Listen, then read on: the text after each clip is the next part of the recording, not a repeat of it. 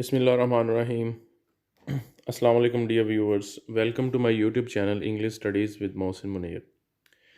Students, आज हम आपके साथ बहुत सी एक अहम वीडियो जो है उसको शेयर करने जा रहे हैं ईडियम्स के हवाले से। बहुत से स्टूडेंट्स कहते हैं कि सर इस पर भी वीडियो दी जाए। आप लोगों को पता है तो ये एक इम्पॉर्टेंट चीज़ है, एग्ज़ाम्स पॉइंट ऑफ व्यू से आपको पेपर में आते हैं 10 मार्क्स के, बीए वगैरह में या इंटर में भी आते हैं, F A F S I C S वगैरह में। तो इसके अलावा जॉब्स वगैरह में भी पूछे जाते हैं।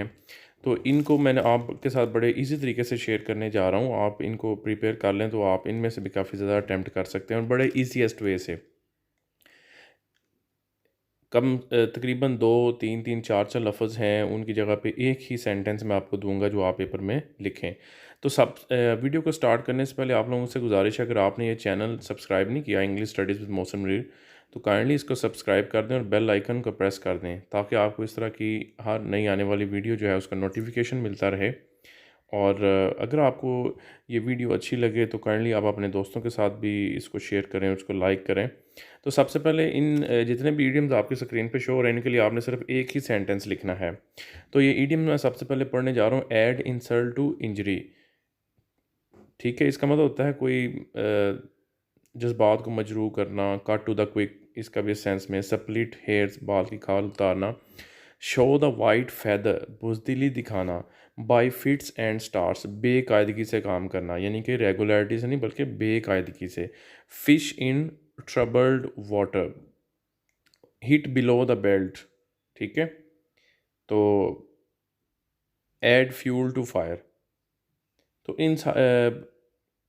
सब जितने भी आप ईडियम्स देख रहे हैं, ठीक है, तो इनके लिए आपने एक ही लफ्ज़ जो है ऐड करना है, it is a bad habit to. उसके आगे जो इनमें से आ जाए आपने वो ऐड कर देना है। ठीक है student, it is a bad habit to, उसके बाद इन ईडियम्स में से जो भी ईडियम आए आपने वो आगे ऐड कर देना है। तो आपका ये सेंटेंस बन जाएगा, 2 मार्क्स आपके सिक्योर हो जाएंगे। तो स्टूडेंट इस तरह नेक्स्ट पे आ जाएं। तो ये देखें, to flog a dead horse या अप हिल टास्क, मुश्किल काम, यानी कि क्राई इन द वाइल्डनेस, यानी कि ला हासिल चीज़ के लिए कोशिश करना। ये फ्लॉग अ डेड हॉर्स से भी यही मुराद है। टू क्राई फॉर मून भी यहाँ पे नहीं लिखा मैंने, आपने वो भी ऐड कर देना, to cry for the moon. या हेरकुलियन टास्क, मुश्किल काम। अ वाइल्ड गूस चेज, ये भी मुश्किल काम को कहते हैं। A hard nut to crack, मुश्किल काम। इस तरह के जितने भी आपको ईडियम्स आ जाए आपने उनके लिए भी सिर्फ एक सेंटेंस ऐड करना है। वो मैंने सेंटेंस नीचे लिखा है, टू पास एग्ज़ाम्स या एग्जामिनेशन पूरा लिख दें विदाउट हार्ड वर्क या विदाउट प्रेपरेशन, मतलब बगैर तैयारी के। इज़ आ, आगे इनमें से जो भी आपको ईडियम आ जाए आपने वो ऐड कर देना है। ठीक है स्टूडेंट, लेट्स मूव नेक्स्ट। तो इसी तरह ये मज़ीद मैंने लिखे हुए हैं, तो ये देखें, इनको करते हैं। कैरी वेट या होल्ड वाटर, इससे हमारा होता है कि बात का वज़न होना, ठीक है, अहमियत रखना। तो इसके लिए दोनों में से कोई भी आ जाए आपने एक ही ये लिख देना है, your arguments do not carry weight या कैरी, मतलब your arguments do not hold water. ठीक है, कि मतलब आपके जो आर्ग्यूमेंट्स हैं वो अहमियत नहीं रखते। उसके बाद एप्पल ऑफ डिस्कॉर्ड आ जाए या बोन ऑफ कंटेंशन आ जाए। ठीक है, तो इसका मतलब है कोई तनाज़े की वजह कोई चीज़ जो होती है, इसके लिए भी आपने एक ही लिख देना है, दिस इज़ दिस लैंड, ये जो ज़मीन है, इज़, आगे जो भी आपको एडियम आया होगा वो लिख देना, is a bone of contention, या इज़ एन एप्पल हो तो एन भी लिख देंगे। ठीक है, is an apple of discord between two friends, two brother, इस तरह का कोई भी आगे वर्ड लिख दें। उसके बाद है एट द 11th आवर, मतलब एन मौका पर, या लीव इन ल्यूट से मुराद होता है मुश्किल में छोड़ देना। He left his friend in lurch, मतलब उसने अपने दोस्त को मुश्किल में छोड़ दिया at the 11th our, N मौका पर। ठीक है, इन दोनों में से भी जो ईडियम भी आ जाए आपने उसके लिए एक सिंगल सेंटेंस ही यूज़ कर देना है। उसके बाद स्टूडेंट्स देखें, पे लिप सर्विस, दिखावे का खलूस जो होता है, यहाँ labour of love, labour of love होता है बग़ैर मुआवजे के काम। ही always page a lip service, ठीक है ना, वो हमेशा एक दिखावे वाला खलूस दिखाता है। He will not do a labour of love, वो बग़ैर मुआवजे के काम नहीं करेगा। इन दोनों में से भी कोई भी आ जाए आपने यही एक सेंटेंस लिख देना है। उसके बाद है अंडर अ क्लाउड या ऑल एट सी या इन अ फिक्स, इसका मतलब होता है मुश्किल में होना, उलझन में होना, ज़ेर अताब होना। ठीक है। तो जो भी इन तीनों में से इडियम आ जाए आपने वो इस तरह लगा देना है। He was under a cloud या he was all at sea, हाँ he was in a fix, what to do next, ठीक है, कि आगे क्या करे। ब्लैक शीप बद किरदार शख्स को कहते हैं, या एट आर्म्स लेंथ, फासले पर रखना किसी चीज़ को। Keep the black sheep at an arms length, ठीक है। तो इनमें कोई भी इन दोनों में से आज आपने यही सेंटेंस लिख देना है कि ब्लैक शीप, इस तरह के जो लोग हैं उनको थोड़ा सा दूर रखें, ठीक है। Let's move next. तो ये देखें students, a man of letters या a man of parts. Man of letters कहते हैं अदबी खूबियों वाला बंदा, मैन ऑफ पार्ट्स कहते हैं खूबियों वाला बंदा। ये इन दोनों में से कोई भी आ जाए वो उसके लिए भी आप एक सेंटेंस लिख दें। तो Mirza Ghalib was a man of letters या पार्ट्स, जो भी हुआ कि आपने वो वर्ड ऐड कर देना है। उसके बाद आप बेटर हाफ कहते हैं बीवी को, या ब्लू स्टोकिंग कहते हैं अदबी ज़ोक रखने वाली, यानी कि लिटरेरी टेस्ट रखने वाली, पढ़ी लिखी।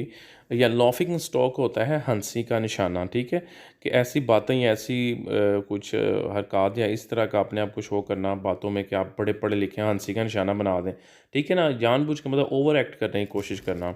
तो आपने इन तीनों की जगह पे ये एक सेंटेंस ऐड कर देना है, ही इज़ बेटर हाफ, उसकी बीवी जो है इज़ डैश।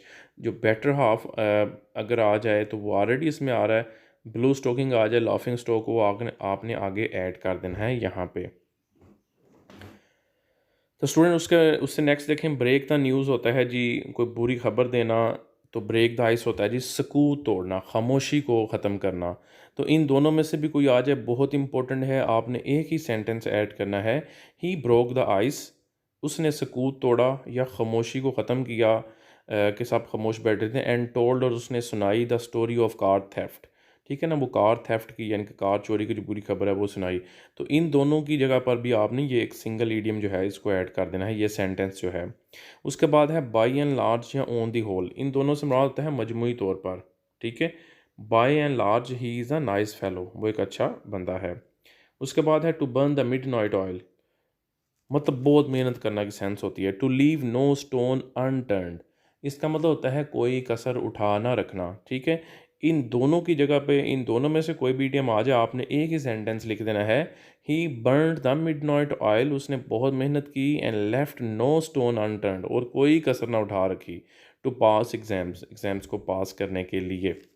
उसके बाद है अ बेड ऑफ रोजेज़ या बेड ऑफ थॉर्न्स, ऐसे नहीं मैंने लिखा, आप लिख लीजिएगा। अ बेड ऑफ रोजेज़ कहते हैं ना रोजेज़ की तरह, फूलों की तरह, या बेड ऑफ थॉर्न्स, थॉर्न कांटे को कहते हैं कांटों की तरह या कांटों की सेज।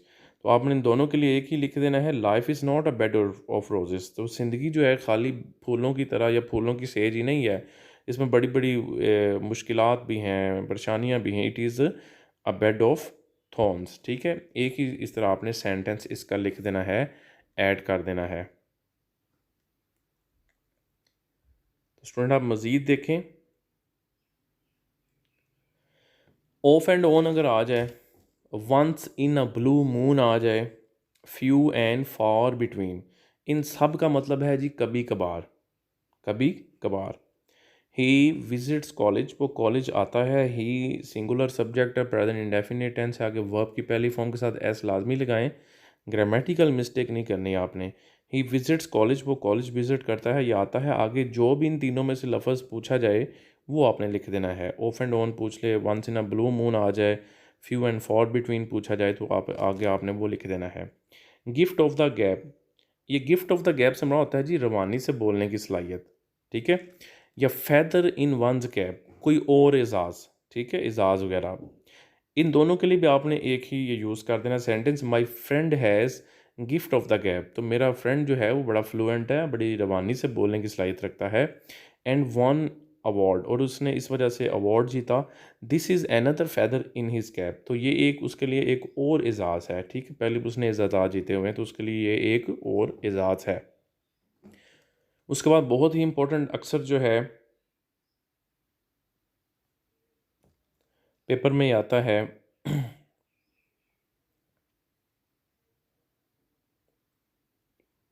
मेडन स्पीच या to cut a sorry figure. Maiden speech होती है पहली तकरीर, to cut a sorry figure होता है शर्मिंदगी का सामना करना पड़ना, ठीक है। He cut a sorry figure past indefinite second form use की जा रही है, उसने मतलब शर्मिंदगी का सामना उसको करना पड़ा इन हिज मेडन स्पीच, अपनी पहली तकरीर में। वो उसमें मतलब कुछ गलतियाँ की उसने, आप ये कह दें। नॉल एंड वाइट कहते हैं या डेड लेटर कहते हैं जिस पे मज़ीद कलअदम चीज़, कोई ऐसा कानून जिस पे मज़ीद अमल दरामद ना होता हो। तो इसके इन दोनों के लिए आपने एक ही जो सेंटेंस है वो लिख देना है, दिस लॉ, ये जो कानून है, हैज़ नो बिकम, अब ये बन चुका है। आगे इनमें से जो वर्ड आपको ईडियम आया हुआ आपने वो लिख देना है। रेड लेटर डे कहते हैं या अगाला डे, कोई खुशी का दिन, कोई अहम दिन। इसके लिए बहुत इजी है, आपने 14 अगस्त लिख देना है, 14 अगस्त। उसके बाद लिखें इज़ है, आगे इन दोनों में से जो वर्ड यूज़ हुआ हो वो लिख दें। Red letter day for Pakistani या गाला डे फॉर पाकिस्तानी, या ये लिख दें अपना जो मजहबी त्यौहार है Eid, Eid is a red letter day for the Muslims. Long and short of क्या होता है, या सम एंड सब्सटेंस क्या होता है। इससे हमारा होता है किसी चीज़ का लुब्बे लुबाब, जैसे खुलासा नहीं होता।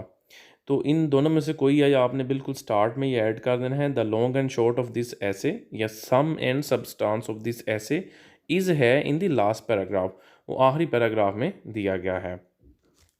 उसके बाद है जी टर्न कोट, बदलने वाला बंदा, ब्रोकन रीड, ना तवा सहारा या कमज़ोर सहारा। A snake in the grass, छुपा हुआ दुश्मन। वो वुल्फ इन शीप्स क्लॉथिंग, ठीक है ना, यानी कि भेड़ की क्लॉथिंग में भेड़िया, यानी कि वही कुछ छुपा हुआ दुश्मन, आप ये कह सकते हैं। फेयर वेदर फ्रेंड मीन अच्छे मौसम वाला दोस्त, मतलब जो मतलबी होता है ना, ठीक है। तो इन सब के लिए आपने यही एक लिख देना है, do not trust your friend, अपने दोस्त पर इतबार ना करना, ही इज़ आ।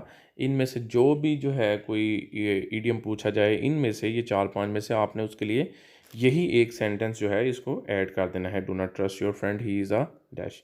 तो स्टूडेंट, ये एक बहुत इंपॉर्टेंट वीडियो है जो कि आप लोगों के साथ शेयर की है। एक और ईडियम जो है यहाँ पे जो मिसिंग है, नहीं लिखा, काइंडली वो खुद ऐड कर लीजिएगा।